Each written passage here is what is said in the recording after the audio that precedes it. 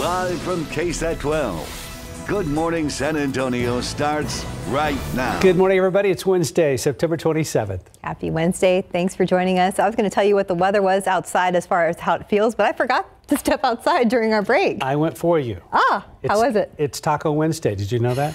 Taco Wednesday. Let's just start that. Wait a second. I made my run. Yeah, it doesn't sound the same, does it? Yeah, I made my run. It's actually not bad out there right now. Again, it's kind of Goldilocks forecast stuff. It's not too cold, not too hot. It's just kind of just right now. We get that for about an hour a day. Yeah. In the morning. And it was in the last hour, so that matches. Yeah, here soon these temperatures are going to start warming up.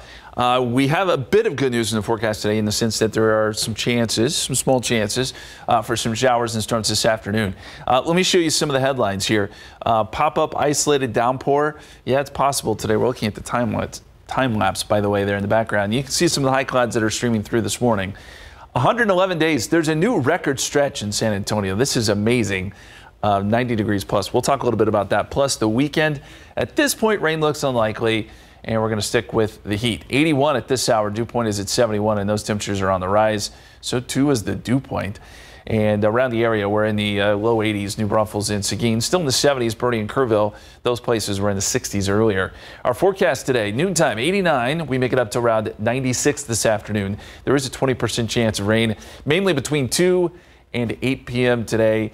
If you're lucky enough to get one of those downpours, some brief heavy rain, lightning and thunder possible, but most of us, unfortunately, stay dry.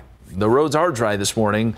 Still, though, we've had our fair share of issues. Let's check in with Stephen L. on the latest there. Never really a quiet day out on the roadways, Justin, but things look a little bit better than where we saw them as we take that shot in at 35 at Loop 1604. If you were with us earlier this morning, we were watching this spot because the connecting ramp to I-35 over close to the northeast side was closed off due to a crash.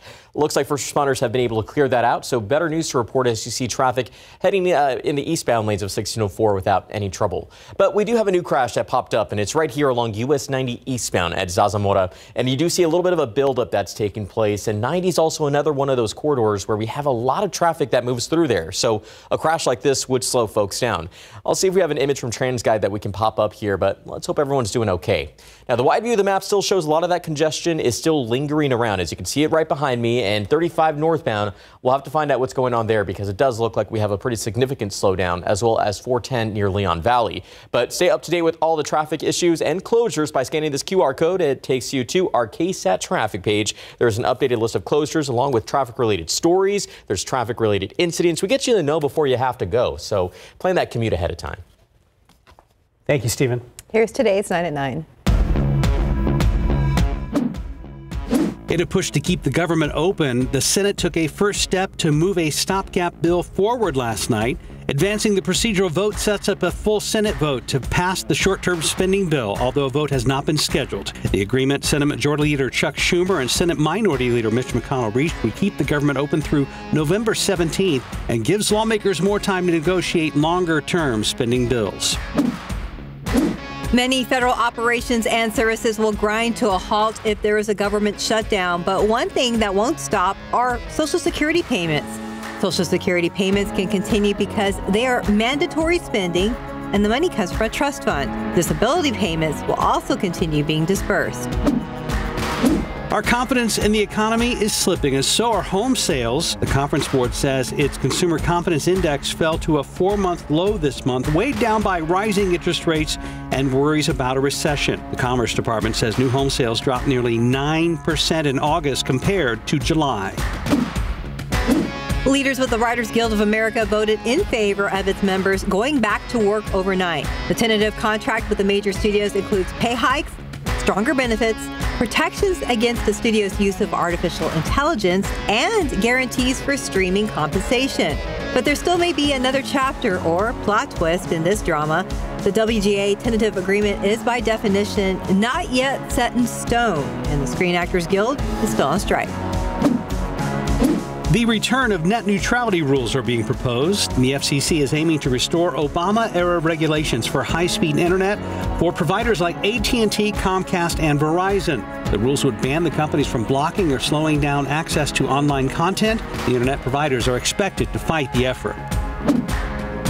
The Federal Trade Commission and 17 states are suing Amazon, claiming the online retail giant has created a monopoly. The suit claims Amazon deters rivals and punishes sellers from lowering prices on other sites and prioritizes search results for its own products. Amazon responded saying the FTC is wrong on the facts and the law. This case won't be settled quickly, though. It could drag on in court for years.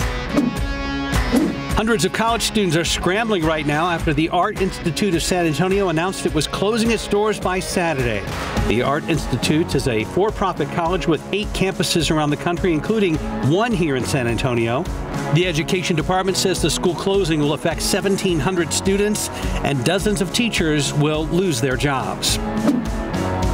More of us are putting money into cars. Research firm Cox Automotive says it looks like auto sales will be up by the time September ends to nearly 1.3 million vehicles. That is 13% more than last year. U.S. home prices continued to rise in July for a 6th straight month. New data from the National Home Price Index shows home prices rose 0.6% from the month before, and they hit a new all-time high for the National Composite Index. Low inventory is what continues to inflate the cost of homes in the U.S. And that's today's 9 at 9. Earlier this year, an elderly man and his dog were attacked by dogs on Deplis Street on the city's west side. And tragically, 81-year-old Ramon Nahara died from his injuries. It's a case that we've been following since that horrific attack, and now it's playing out in the court system.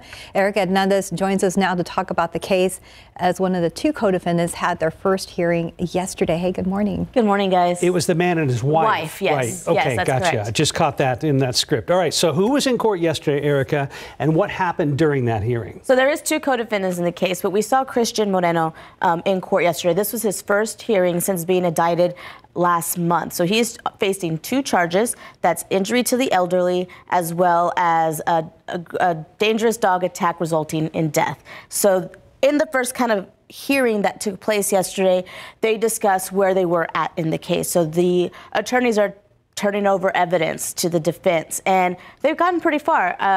Jeff Mulliner, who is the prosecutor in this case, told the judge that they've pretty much turned over 95% of all of their discovery or evidence, and they're just waiting for one more thing that could happen pretty quickly. So that was kind of what this first hearing, this is the first step in this process. Sometimes that could be lengthy, sometimes that cannot be lengthy. Speaking of quickly, it seems like the judge in this case wants to take it to trial pretty quickly. Do you think it's going to happen this year?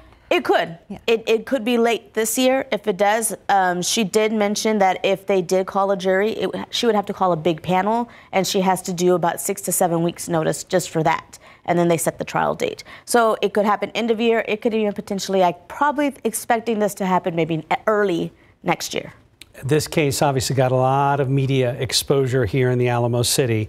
There was a mention about a possible change of venue in this case? Yeah, it's something that they do have to talk about. The judge realized, hey, they're from day one, since this happened, this not only was a big story for us here, it kind of went national. It did. And I mean, I know there was even a bill that was, proposed that got vetoed at the governor's desk because of this attack. So yes, it has a lot of attention.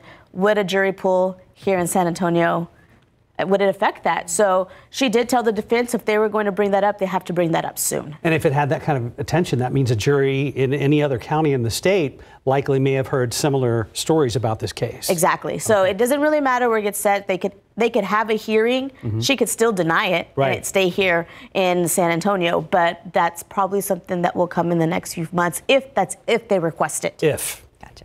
But what will come next in the case? So like I said, there's 2 co-defendants. So we need to talk about the second co-defendant, which is Christian Moreno's wife, Abilene Schneider, who was in court with him yesterday morning as well. But she comes for her first court appearance on the same charges next week. So she will have kind of the same hearing with her attorney and the prosecutor discuss where they're at in the case. It'll be probably pretty similar since it's the same facts for both cases. And then Christian Moreno is ordered to come back in 30 days to make sure that all that evidence has finally gone over and they could potentially start talking about a potential trial date schedule and see where they're kind of at.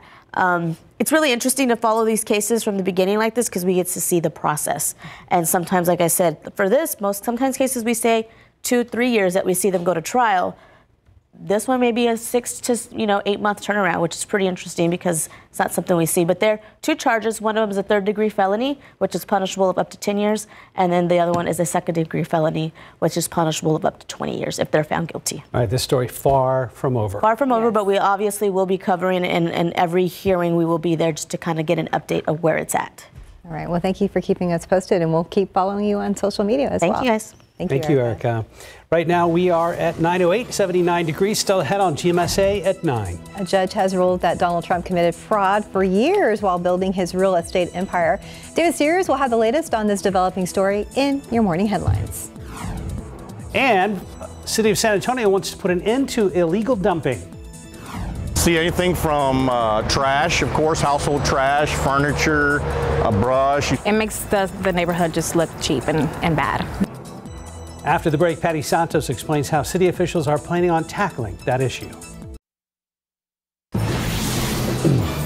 9:12, welcome back. Illegal dumping, is a problem that costs taxpayers thousands of dollars every year. And now the city of San Antonio is stepping up its efforts to put an end to it.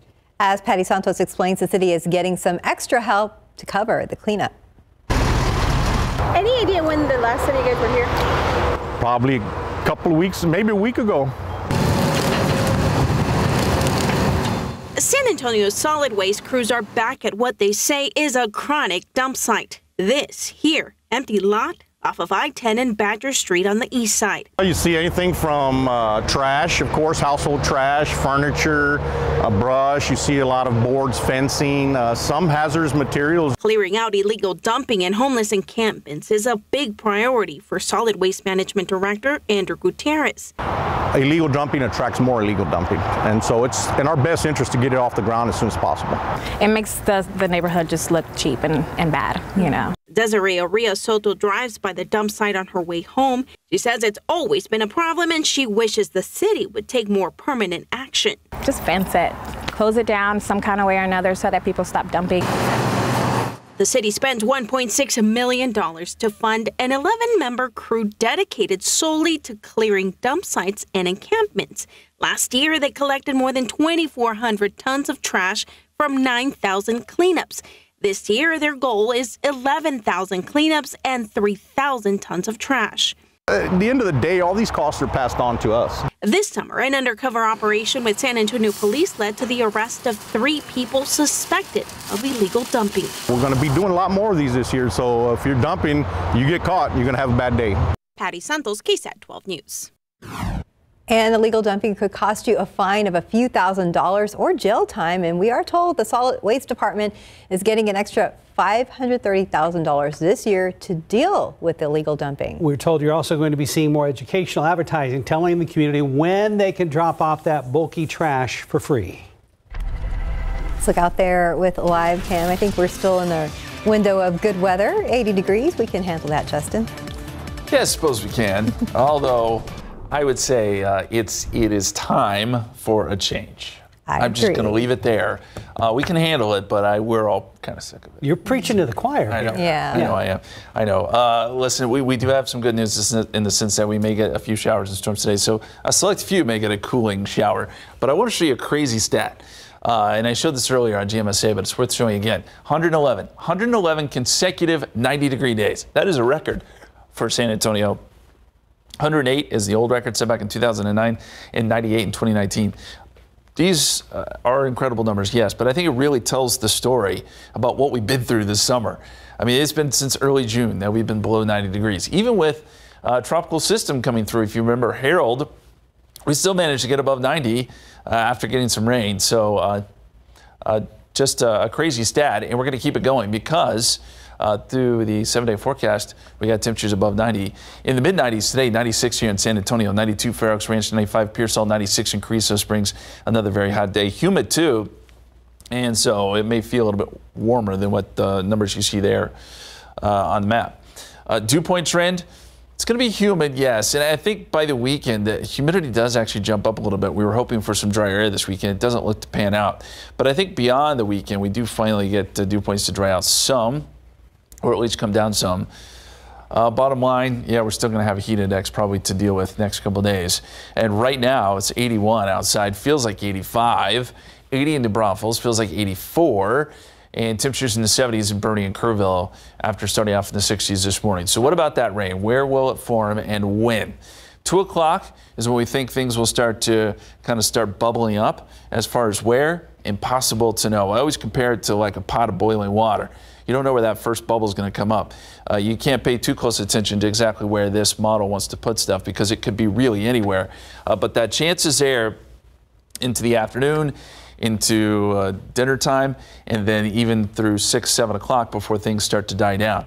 Hopefully, you get rain where you are, and it will cool you down a little bit, but we're keeping rain chances at 20%. Again, I think that the best window, probably 4 to 8 p.m., is when you can really start to see at least a little bit of action on the radar. Here's the big picture as far as the jet stream and the overall weather pattern. We have a little disturbance rolling through, and that's why the rain chances are there today. But beyond that, high pressure begins to build, and we got a trough out west, and it just kind of sits there. The pattern is very stagnant. And with ridge over top of us into the weekend, that's going to keep things rather quiet, unfortunately, and hot too. Nothing much changes, and we need rain in the worst way. I mean, you look across the state. This is the departure from average, so we're looking at how far below average our rainfall is, and everyone in Texas is below average. Dallas-Fort Worth has been hit hard this year. We know how bad it is here, and the drought is starting to really kind of spread across the state.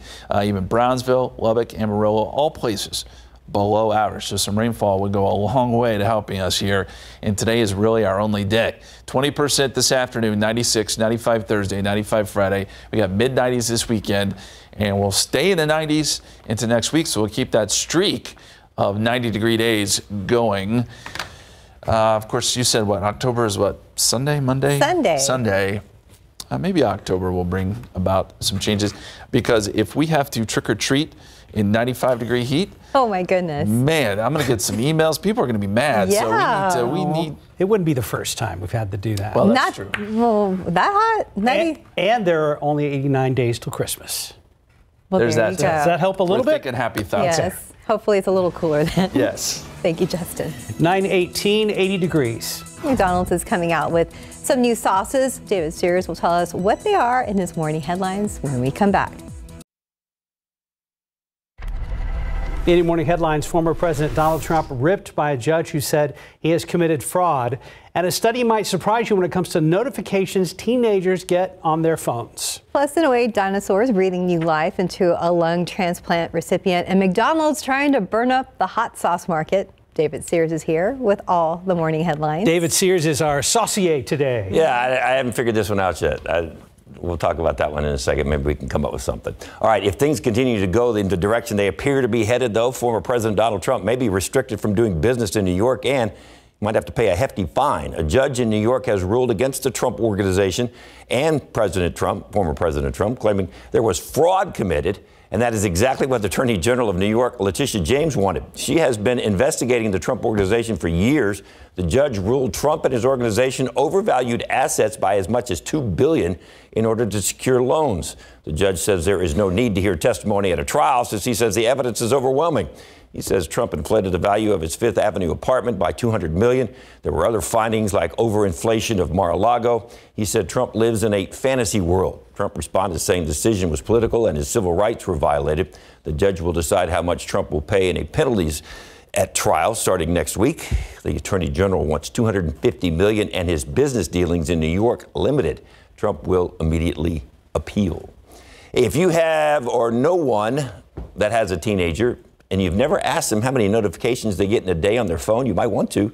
A report from Common Sense Media says teens get about 200 notifications on their phone a day. About a quarter of those are during school hours. Common Sense Media is a nonprofit that helps families work through all the media. They also found out that some teens use their phones more than 6 hours a day. Of course, that breaks into some study time, doesn't it?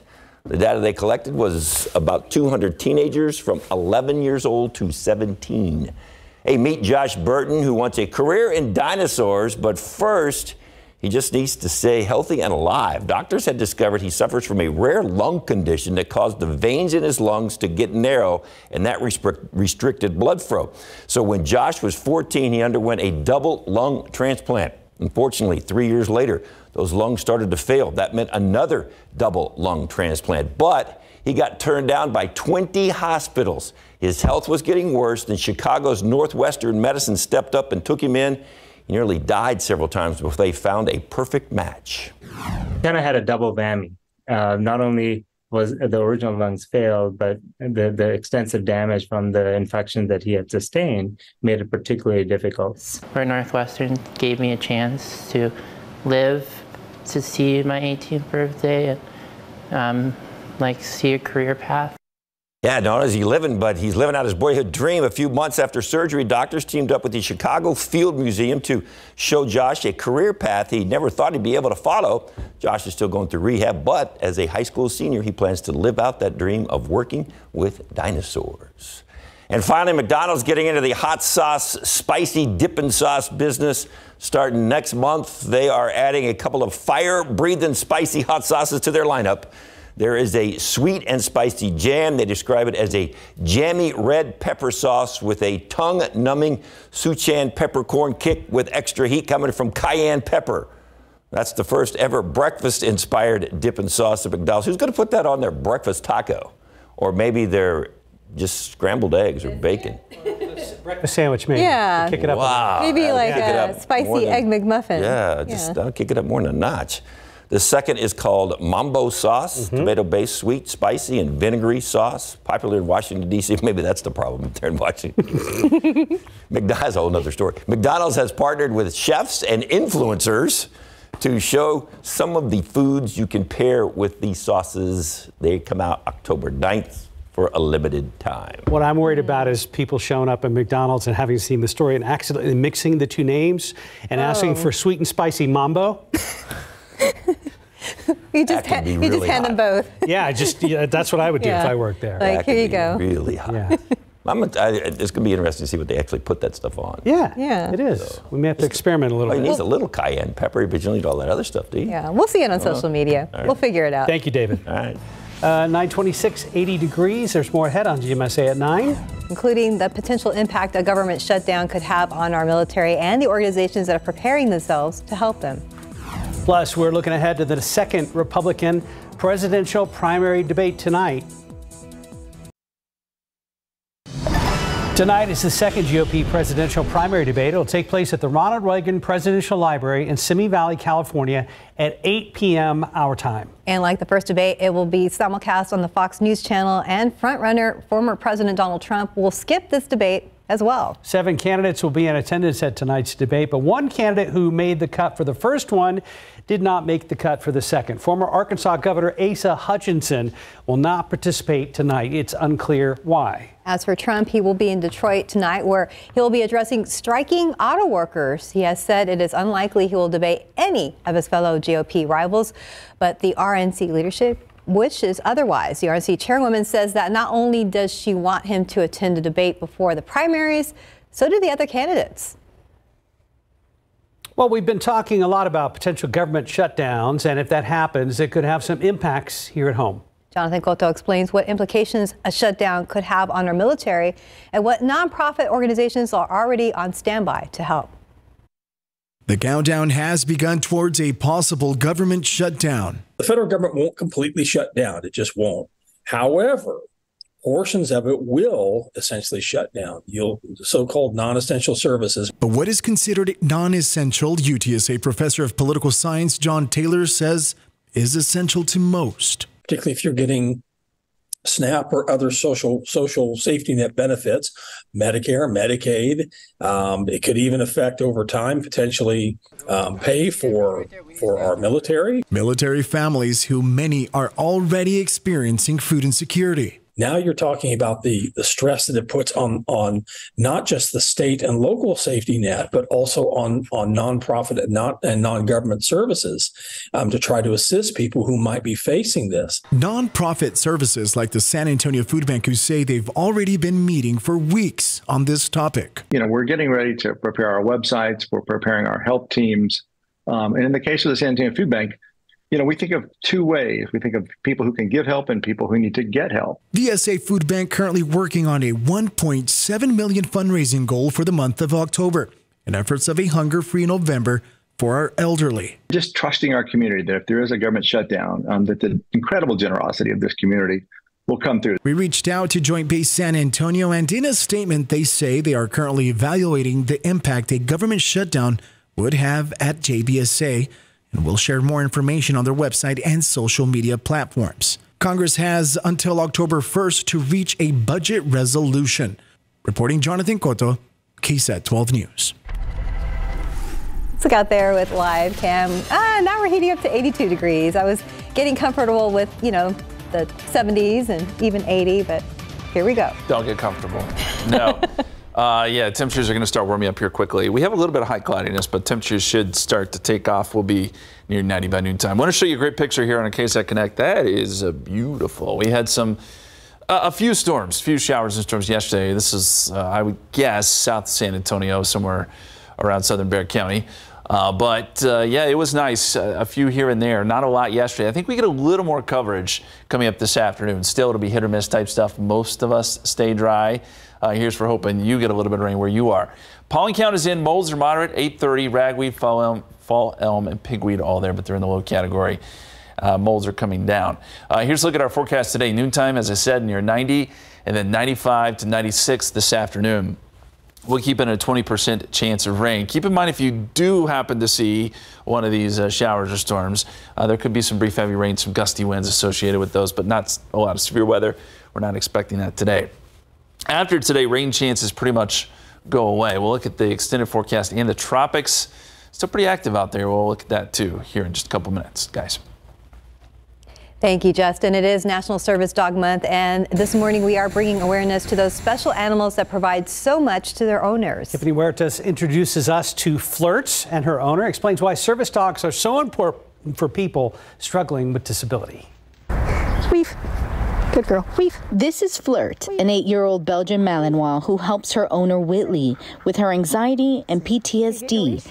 September marks National Service Dog Month, and these animals are a necessity for those who struggle with physical and mental disabilities. The service dogs end up being a way for the person to integrate back into society. Whitley Cheatham is the owner and training director of Dog Training Elite.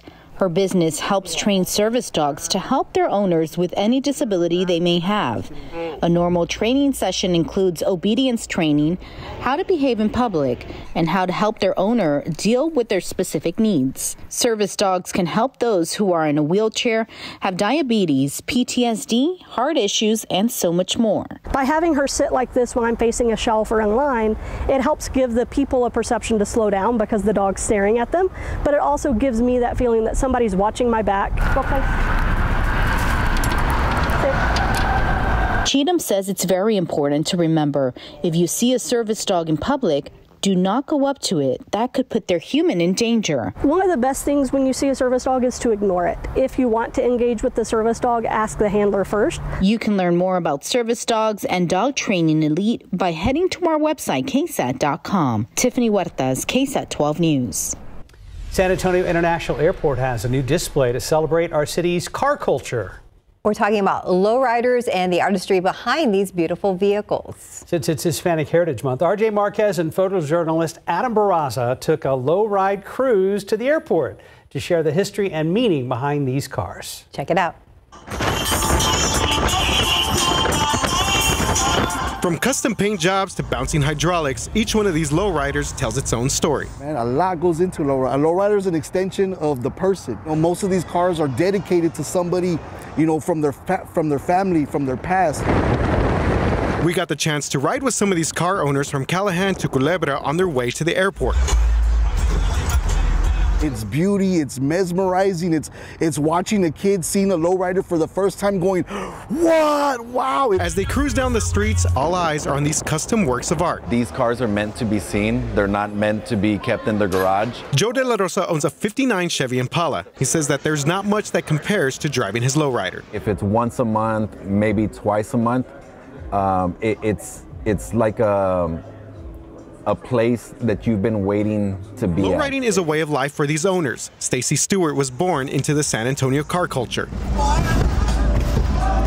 His dad founded one of the iconic lowrider clubs in San Antonio, First Impressions. I said he would take his cars to the next level of building it. When you have a lowrider, you get to create your own dream of a car, like your own color, your own interior, all of the specialties you want to do to a car. Stacy installed thousands of dollars worth of hydraulics in this car, and it definitely makes an impression. There's a gear in here with fluid.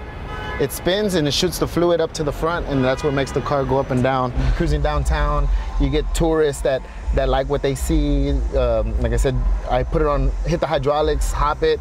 It's just something different, you know? Lowriders can be traced back to the 1940s and 50s. They became popular as many Mexican Americans or Chicanos on the West Coast, the Southwest, and Texas wanted to express more of their culture. It's a timeless effort, but it's definitely worth it. The pride that goes into it is something that's unmatched. These cars are now on display at the airport for Hispanic Heritage Month. Generations of stories and history on four wheels. My hope is that I can inspire others to be able to join what I would call the culture, the sport, the love of lowriding. I feel like we're finally getting a platform to where we can highlight the beauty of our culture. RJ Marquez, KSAT 12 News. And if you'd like to see more of our stories for Hispanic Heritage Month, you can just scan that QR code on your screen. 9:38, 82 degrees. You're watching GMSA at 9. So if you don't know something, you probably just Google it. The search engine has become a major part of our everyday lives, and today it's turning 25 years old. Happy birthday. Well, when we come back, a look at how it all started. What would we do without Google? It seems to be a necessity in our everyday lives. Well, today, Google is celebrating its 25th anniversary, and this morning, ABC's Danny New gives us a look back at how the search engine evolved. This is Sergey Brin's and Larry Page's invention. This month, the website whose name transcends the word research, Google me, you see that? Google me, is celebrating its 25th anniversary. Obviously, everybody wants to be successful. But I want to be looked back on as being very innovative, being very trusted and ethical, and ultimately making a big difference in the world. I'll leave all that up to you, but it is hard to deny the search engine's impact on our culture. Now, I recognize that Google is not a conventional workplace. And as part of its celebration, Google is revisiting some of its biggest hits from over the years. Like this Versace dress that J-Lo wore to the 2000 Grammys, which led to so many Google searches that it inspired the team to create Google Images. 42. Or this scene from Hitchhiker's Guide to the Galaxy, which in 2003 became one of the site's first Easter eggs. My granddaughter is studying movies in Chicago. And in 2006, the site launched Google Translate, which now supports more than 100 languages. Over the years, here are when some of today's most popular items first spiked in search interest: podcast in 2004, YouTuber in 2006, and dating apps in 2010, ultimately leading to this reporter meeting his wife on Hinge 10 years later. In less than half a second, Google finds 11 million references. So, who knows what the next 25 years may bring? Probably more ads for YouTube TV. But it's really hard to know how they might just change all of our lives immediately next. As we go forward, I hope we're going to continue to use technology to make really big advances in how people can live and work. Danny New, ABC News, New York. Still trying to convince my mom that it's Google and not goggle. She's like, well, I goggled it. Really? Yeah, but maybe it's autocorrect. I don't know. Hey, we got another camera out there, but all it's really showing right now is foliage. Which would be great in the shade. Yeah. Okay, very top of the screen is a whooping crane. Oh, yes. Thank you. So I this didn't is see that. This is our alleged whooping crane cam. He's gone. But it's a little. What I'm thinking happened is they set it up and then they walked away and it went. And maybe tilted down a little bit. That's right, because earlier in the week we had a little bit more of the shot of the water. Yeah. But I know they're probably watching. And anyway, always a great day to go to the zoo, regardless of the camera angle. Yes, and reminder that that's good shade in these hot times. It looks nice and green. Looks like they've had maybe a little bit of rain on at the zoo.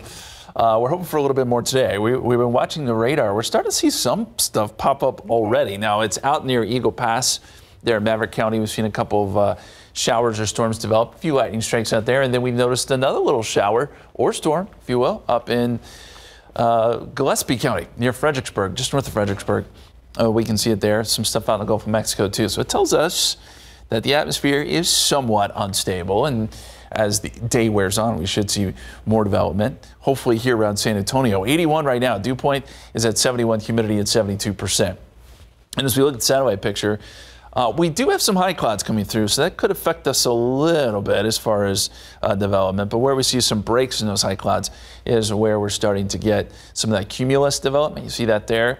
And that's where you get some of those clouds to bubble up into showers and storms. 76 in Kerrville, 80 in Austin, 80 in New Braunfels, 84 in Gonzales. It's a warm, humid morning. Temperatures right around 80 here in San Antonio. And dew points are in the 70s. These numbers drop a little bit by the afternoon, but it is, at the moment, pretty sticky out there.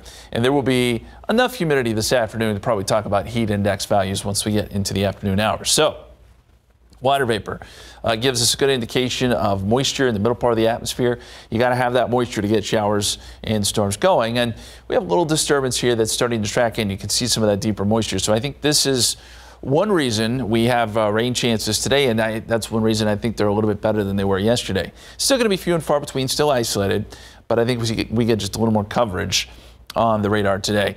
And the big picture here, you can start to see a little bit of unsettled weather here across South Texas. That is a good indication for us. So let's look at the forecast. And this is a new update from our computer model.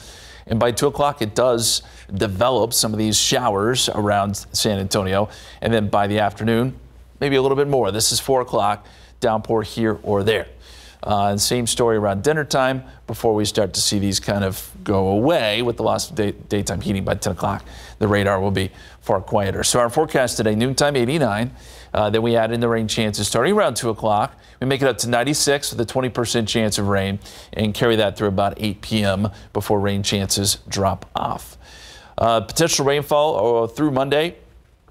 Other than today, which is probably what this is showing here, I don't think we're going to get much in the way of rain. All of it's going to be kind of centered out west. Pacific Northwest is where they can get a good dose of rain next couple days. And then up across the Midwest as well. There's some chances of rain there. Let's check in on the tropics. We do have a couple systems that we've been keeping an eye on. Philippe here, kind of disorganized, honestly. Still technically a tropical storm, but I think it's moving into an area that's far less conducive for development. Behind that, we have soon to be Rena, still just a tropical wave. The Hurricane Center still has high hopes that this will, or not hopes, but believes that this will turn into something, but it will follow in the same footsteps as Philippe. So that means probably isn't going to have a lot of success with regards to development. And there you see Philippe probably becoming a tropical depression as it heads toward the islands. So bottom line, not a lot to worry about here. And certainly nothing that is going to make any impacts on Texas. 95 Thursday, 95 Friday. I mean, this is a pretty straightforward, consistent forecast. Maybe a few more clouds over the weekend. But we can now buy a cold front. We're still waiting, and it's been a very, very slow start to fall, and that looks to continue as we head into October. Oh, we can't buy a cold front. No, I wish we could. Just send a little bribe money to Mother Nature, but yeah, maybe it doesn't work like that. Yeah. If we can do a pool for Lotto, we can do a pool for this. Well, we could. Yeah.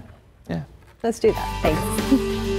Well, just a reminder, United Way and Bexar County are still teaming up to cool people down with free box fans. So Project Cool has provided seniors and people with disabilities fans for months now, but there's not much time left if you still need one. So you have until Saturday to get that free fan, and it's still hot out there. So just call the United Way Help Hotline at 211 to schedule a delivery directly to your home. Just about 10 till 83 degrees. And the Saw horror film franchise continues with a new movie in theaters this weekend. When we come back, we'll look back at the history of that franchise and how this new movie fits in.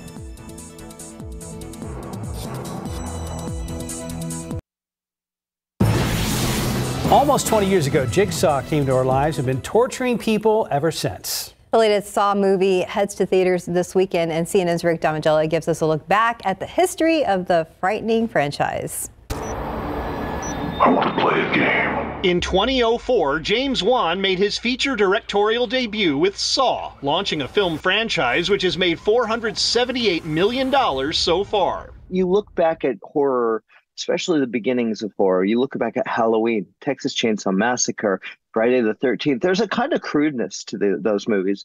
Saw, the original, there's a crudeness to it. The performances aren't great. Let's be real. It's such an inventive film. Greetings and welcome. Right now, you're breathing in a deadly nerve agent. Released 1 day shy of a year later, Saw 2 continued the tale, becoming the highest-grossing film in the series in North America. How much time do I have? Months, at best. I still have a lot of work that needs to be done. Saw X takes place chronologically between Saw and Saw 2. The first 3 movies, I think, are pretty phenomenal, to be honest. I think it's a pretty interesting story. I think John Kramer, Jigsaw's story is fascinating. I think Tobin Bell is marvelous, especially considering the type of role he's playing.